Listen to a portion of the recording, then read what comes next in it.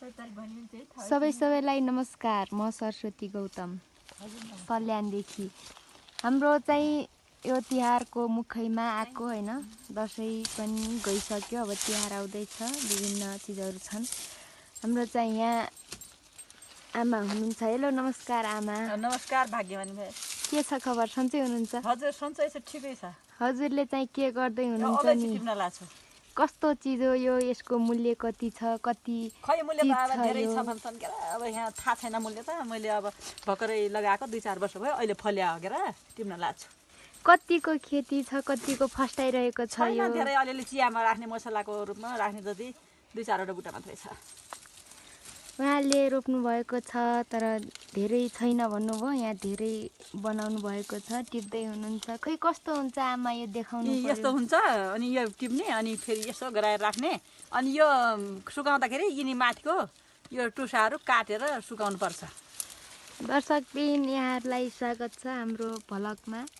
सबैले यसो गराएर हो टिप्ने पर्ने। यसो हो, मैले यो उसँग झोपैसँग काटेको छु।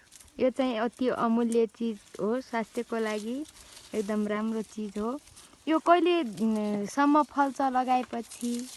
हाम्रो त 3 वर्षमा फल्यो क्या।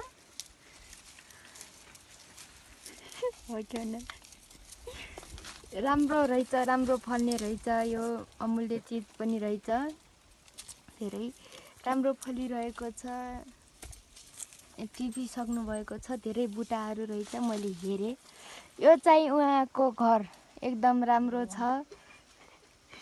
हजारीहरू फुलिरहेका छन्, ढकमक्क फुलिरहेका छन्।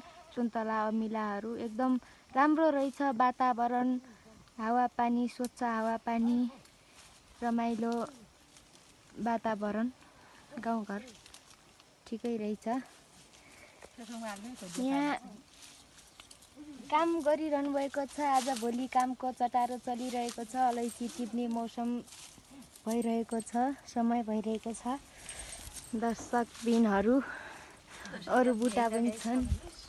यता हुनुहुन्छ, हजुरको नाम चाहिँ के होला दिजु?